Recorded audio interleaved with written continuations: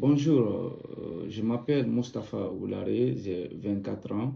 Je suis un jeune qui est très passionné par la science politique, un jeune qui est passionné par la science politique, pas pour devenir un homme politique, bien sûr, mais très passionné sur la compréhension du pouvoir, vous voyez.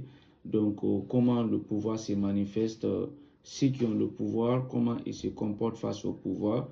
Donc, j'ai beaucoup d'ambition, j'ai fait beaucoup de recherches actuellement sur les vérités politiques, la pensée politique de beaucoup de philosophes et bien sûr, essayer aussi de créer mes propres analogies sur ma pensée politique face à notre société actuelle et entre parenthèses. C'est pourquoi dans cette logique, j'essaie aujourd'hui de faire un cours introductif sur la science politique et savoir comment la science politique est devenue une science répandue, étudiée dans toutes les grandes universités de nos jours.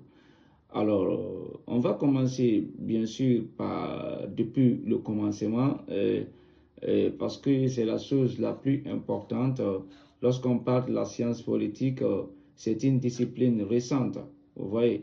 Mais lorsqu'on parle de l'avènement de la science politique, c'est une discipline très ancienne, vous voyez. Donc, il faut comprendre que la science politique, l'expression science politique est très récente, mais sa pensée, ses réflexions et ces institutions ont existé depuis l'Antiquité, vous voyez, depuis l'époque pré-socratique et bien sûr l'époque socratique.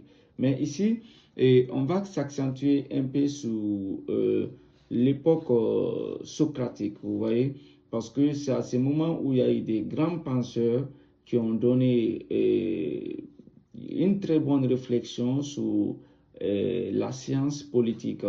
Et ces réflexions aujourd'hui ont donné beaucoup de fruits à notre société et nous vivons de façon bref à travers ces pensées. Donc la science politique, on ne l'appelait pas avant la science politique, mais on appelait la philo-politique. Vous voyez.